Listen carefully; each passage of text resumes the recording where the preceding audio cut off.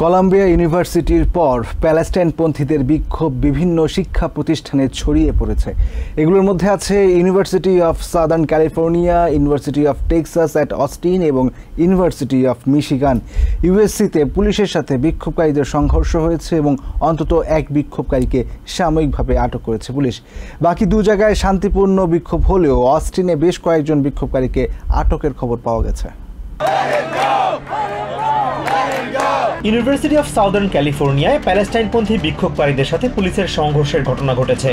এ সময় অন্তত এক বিক্ষোভকারীকে সাময়িকভাবে আটক করে পুলিশ। পুলিশের গাড়ি ঘিরে ধরে আটক বিক্ষোভকারীর মুক্তির দাবিতে স্লোগান দেন অন্যরা। ক্যাম্পাসের অ্যালামনাই পার্কে স্থাপিত তাঁবুগুলো সরিয়ে দিতে গেলে বিক্ষোভকারীদের সাথে আরেক দফা বাকবিতণ্ডা হয় পুলিশের। ইউএসসির এই শিক্ষার্থীর অভিযোগ, গাজায় গণহত্যা বন্ধের দাবিতে এই বিক্ষোভকে কংগ্রেস আপত্তিকরভাবে ইহুদি বিদ্বেষী বিক্ষোভ আখ্যা দিয়েছে। Fair criticism of the war in Gaza to anti-Semitic rhetoric, and that's where free Palestine!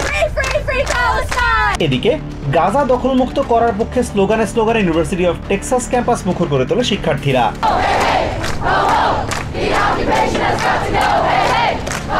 পরিস্থিতি নিয়ন্ত্রণে ক্যাম্পাস জুড়ে স্টেট ট্রুপার ও পুলিশ মোতায়েন করে কর্তৃপক্ষ।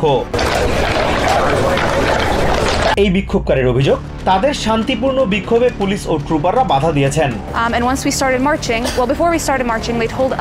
তিনি জানান, নির্দেশ মেনে বিক্ষোভস্থল থেকে সরে গেলেও বেশ কয়েকজন বিক্ষোভকারীকে আটক করা হয়েছে।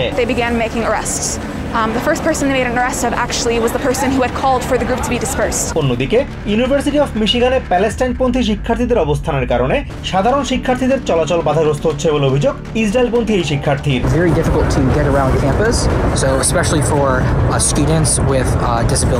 ক্যাম্পাসে তাঁবু খাটিয়ে অবস্থান কর্মসূচি পালন করছে প্যালেস্টাইনপন্থী বিক্ষোভকারীরা। সেখানে অন্তত 25 থেকে 30টি তাঁবু লক্ষ্য করা গেছে। ইউনিভার্সিটির ইহুদি শিক্ষার্থীদের সংগঠন মিশিগান হিলালের চেয়ার রায়ান সিলভারফিনের অভিযোগ, ক্যাম্পাসের প্যালেস্টাইনপন্থীরা ইহুদি শিক্ষার্থীদের উপর হামলার উস্কানি দিচ্ছে।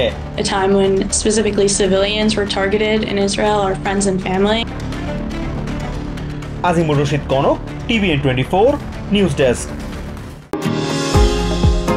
নিউ ইয়র্ক থেকে সম্প্রচারিত TVN 24 টেলিভিশন বিশ্বজুড়ে বাঙালির কণ্ঠস্বর।